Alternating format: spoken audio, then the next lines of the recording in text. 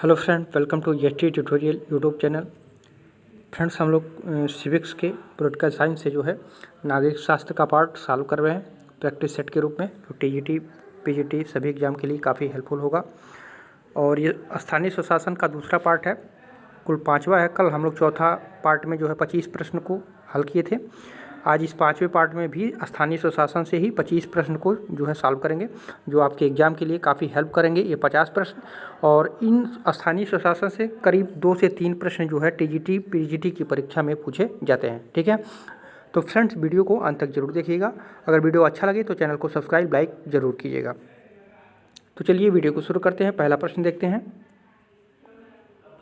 तो 26 नंबर प्रश्न है, प्रशासनिक कानून निम्नलिखित में से किनके मध्य संबंध निश्चित करता है। जो प्रशासनिक कानून होता है तो किनके मध्य जो है संबंध निश्चित करता है।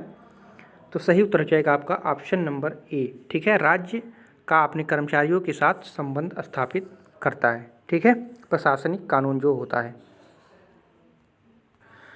27 नंबर प्रश्न है, संयुक्त राष्ट्र संघ की स्थापना कब हुई थी। तो आप सभी लोग जानते होंगे 24 अक्टूबर 1945 को हुई थी संयुक्त राष्ट्र संघ की स्थापना। और संयुक्त राष्ट्र संघ का मुख्यालय कहाँ पे है, तो ये न्यूयॉर्क में है। मुख्यालय न्यूयॉर्क में है। और इसका अध्यक्ष कौन है, तो एंटोनियो गुटेरेस। Antonio Guterres. ठीक है, तो इतना याद रखिएगा। संयुक्त राष्ट्र संघ की स्थापना 24 अक्टूबर 1945 को। इसका मुख्यालय न्यूयॉर्क। ठीक है, और वर्तमान में अध्यक्ष कौन है, एंटोनियो गुटेरेस। 28 नंबर प्रश्न है, निम्न में से किस भारतीय राज्य का अपना भी संविधान है। तो था जम्मू कश्मीर का था, ये पहले का प्रश्न है, पूछा गया। ठीक है, अब तो समाप्त हो गया है ना, तो अब इस प्रश्न का कोई औचित्य नहीं है। पहले था जो है जम्मू कश्मीर, 370 को हटा दिया गया है।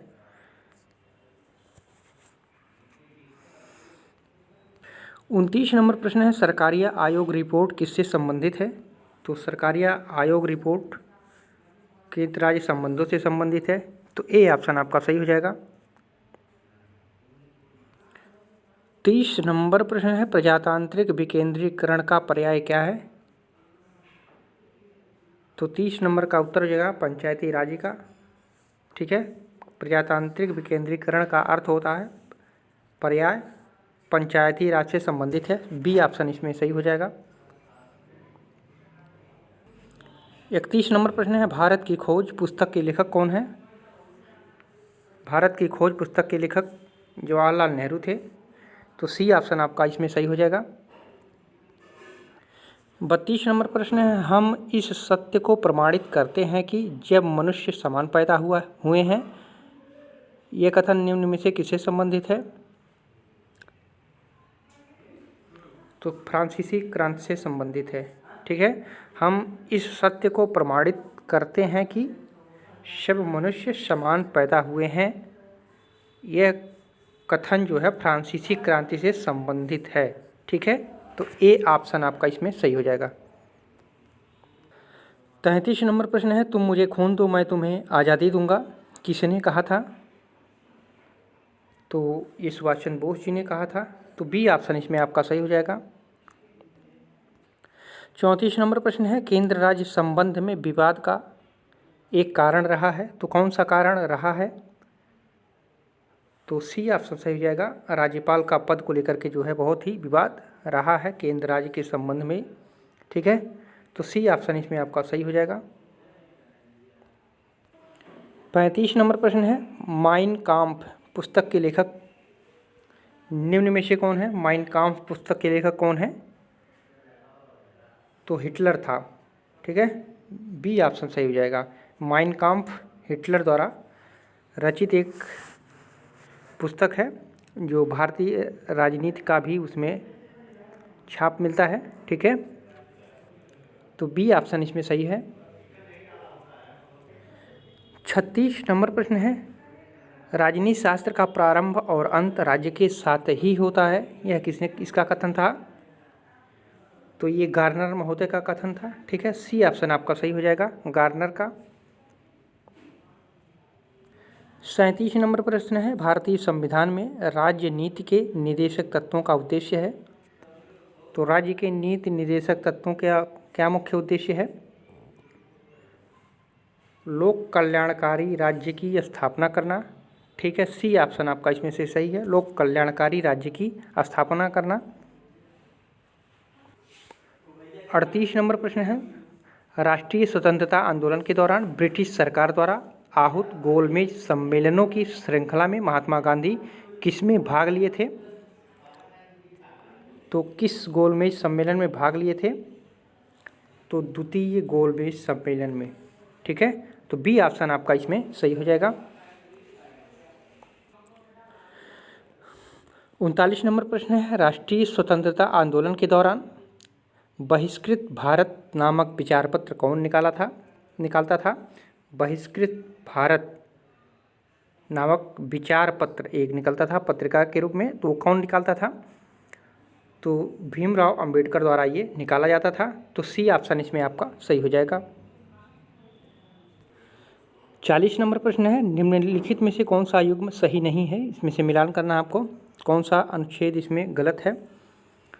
तो इसमें हम लोग देखते हैं जो अनुच्छेद 153 होता है, 153 में कहा गया है प्रत्येक राज्य के लिए एक राज्यपाल होगा। इसमें यह भी है कि यह जो व्यक्ति होगा 2 राज्यों में भी राज्यपाल हो सकता है। ठीक है, तो राज्यपाल की नियुक्ति से संबंधित नहीं है ये। ठीक है, तो ये गलत हो जाएगा, सही नहीं है इसमें। और अनुच्छेद 154 है, तो अनुच्छेद 154 क्या कहता है? राज्य की कार्यपालिका शक्तियाँ जो है, कार्यकाल, राज्यपाल का कार्यकाल नहीं, राज्य की कार्यपालिका शक्तियाँ जो है निहित है अनुच्छेद 154 में, तो ये भी गलत हो जाएगा। और अनुच्छेद 162, तो अनुच्छेद 162 में कहा गया है कि राज्य की कार्यपालिका शक्तियों का विस्तार उसमें किया गया है, राज्य की कार्यपालिका शक्तियों का विस्तार किया गया है, तो ये राज्य की महाधिवक्ता, तो ये भी गलत हो जाएगा। ठीक है, तो बचा एक डी, ये तो सही हो जाएगा। लेकिन देख लेते हैं अनुच्छेद 167 क्या कहता है। तो अनुच्छेद 167 में ये व्यवस्था किया गया है कि राज्यपाल को जानकारी आदि देने के संबंध में मुख्यमंत्री के सारे कर्तव्य दिए गए हैं, यानी उनका दायित्व तो है, तो ये बिल्कुल सही है। ठीक है, तो डी ऑप्शन इसमें से सही हो जाएगा। और इन सबों को भी याद रखिएगा। ठीक है, इन सबको भी याद रखिएगा। 153 जो है प्रत्येक राज्य के लिए राज्यपाल होगा, मतलब उनकी नियुक्ति से संबंधित नहीं है ये। और वो राज्यपाल किसी 2 राज्यों के राज्यपाल भी हो सकते हैं, ऐसा उसमें व्यवस्था किया गया है। और जो 54 है, तो 54 में राज्य की कार्यपालिका की शक्तियाँ दी गई हैं। ठीक है, राज्यपाल के कार्यकाल नहीं है। ठीक है, और 62 जो है राज्य की कार्यपालिका शक्ति का विस्तार दिया हुआ है ये 162 में। ठीक है, और 167 जो है ये मुख्यमंत्री के दायित्व है, बिल्कुल सही है। तो इन चारों को याद करिएगा। सिंगल में भी यह प्रश्न बहुत पूछे गए हैं। ठीक है, टीजीटी पीजीटी दोनों परीक्षाओं में, एलटी ग्रेड में भी पूछा था ये प्रश्न, तो इम्पॉर्टेंट है, इसको आप लोग याद रखिएगा। 41 नंबर प्रश्न है, भारतीय संविधान में सार्वजनिक वयस्क मताधिकार की व्यवस्था किस अनुच्छेद में किया गया है? तो आप लोग बताइए किस में किया गया है? तो 326 में किया गया है। ठीक है, 326 में किया गया है। 324 में क्या है? निर्वाचन का निर्देशन, चुनाव संपन्न कराना, ये सब है 324 में। और 325 में क्या है? धर्म, जाति, लिंग आदि के आधार पर जो वोटर लिस्ट में उनका नाम ऐड कराना, ये सब व्यवस्था 325 में किया गया है। 326 में किया गया है सार्वजनिक वयस्क मताधिकार का प्रयोग किया गया है। ठीक है, 27 जो है विधानमंडल के लिए निर्वाचनों के संबंध में संसद को शक्ति है। ठीक है, तो 24, 25, 26, 27 ये बहुत ही इंपॉर्टेंट है, इन चारों को आप लोग याद रखिएगा। ठीक है, मान लीजिए वयस्क मताधिकार पूछा है तो 325 पूछ देगा, 24 पूछ देगा, 27 पूछ देगा, तो इसमें तो खैर सी ऑप्शन सही है, लेकिन इन चारों को भी याद रखिएगा। 42 नंबर प्रश्न है, राज्यपाल की नियुक्ति किसके द्वारा की जाती है? तो सबको पता होगा, राष्ट्रपति के द्वारा, बी ऑप्शन सही है। 43 नंबर प्रश्न है, हमारे देश में किसी राज्य की कार्यपालिका शक्ति का प्रदान होता है?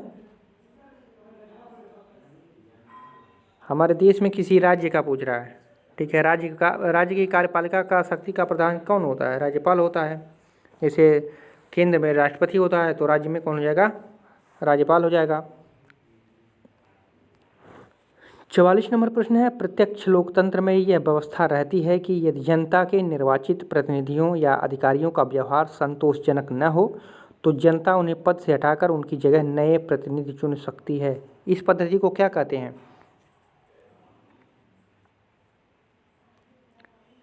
तो इस पद्धति को जो है प्रत्याहान कहते हैं, ठीक है। ए ऑप्शन सही हो जाएगा, प्रत्याहान कहते हैं।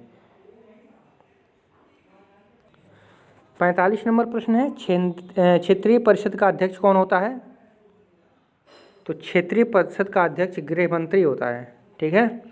गृह मंत्री होता है और राष्ट्रपति द्वारा जो मनोनीत केंद्रीय मंत्री होते हैं, ठीक है, राष्ट्रपति द्वारा केंद्रीय मंत्री जो बनाए जाते हैं वो भी क्षेत्रीय परिषद के अध्यक्ष बन सकते हैं, ठीक है। तो इन दोनों पॉइंट को याद रखिएगा।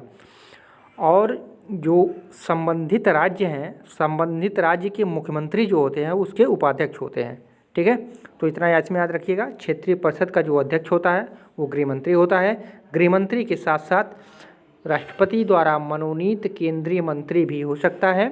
और राज्य के जो मुख्यमंत्री होते हैं क्षेत्रीय परिषद के उपाध्यक्ष होते हैं, ठीक है। 46 नंबर प्रश्न है, भारत में स्वतंत्रता प्राप्ति के पश्चात पहला लोक निगम कौन सा था? तो स्वतंत्रता के पश्चात पहले, ठीक है, तो पुनर्वास वित्त निगम जो था ये जो है स्वतंत्रता से पहले लोक निगम था। इसकी स्थापना जो हुई थी 1948 में हुई थी, ठीक है, 1948 में। और ये जो इंडिया इंटरनेशनल है इसका 1953 में स्थापना हुआ था, ठीक है। स्वतंत्रता के पश्चात यानी बाद में पूछ रहा है। और इंडियन एयरलाइंस कॉरपोरेशन इसकी स्थापना जो हुई थी ये भी 1953 में हुई थी, ठीक है, 1953 में भी और 1953 में ये भी। और जीवन बीमा निगम का 1956 में,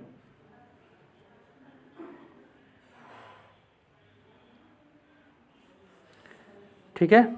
तो पहला जो था 1948 में पुनर्वास वित्त निगम, ठीक है, ये सही हो जाएगा आपका।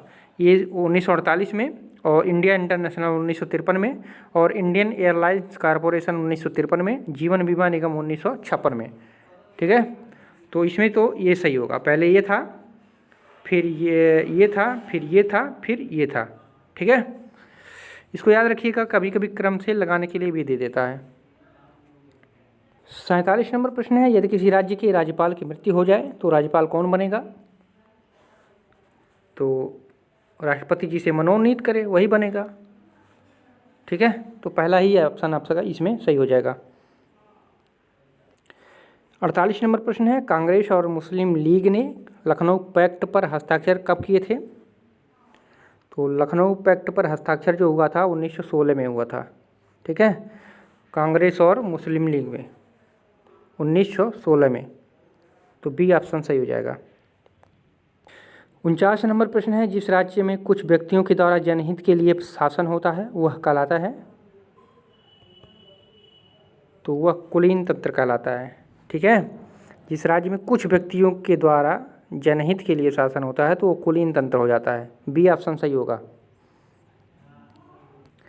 50 नंबर प्रश्न है, निम्नांकित में से किस राज्य को पूर्ण राज्य बनाने से पूर्व सहचारी राज्य का दर्जा दिया गया था? निम्नलिखित में से किस राज्य को पूर्ण राज्य बनाने में पूर्व सहचारी राज्य का दर्जा दिया गया था? राज्य बनाने से पूर्व सहचारी राज्य का दर्जा किसको दिया गया था? तो वो दिया गया था सिक्किम को, ठीक है। तो बी ऑप्शन इसमें आपका सही होगा। तो फ्रेंड्स, ये रहे आपके महत्वपूर्ण 50 प्रश्न हो गए पूरे 2 पार्ट में स्थानीय स्वशासन से। फिर मिलते हैं अगली वीडियो में। पूरा वीडियो देखने के लिए आप सभी को धन्यवाद।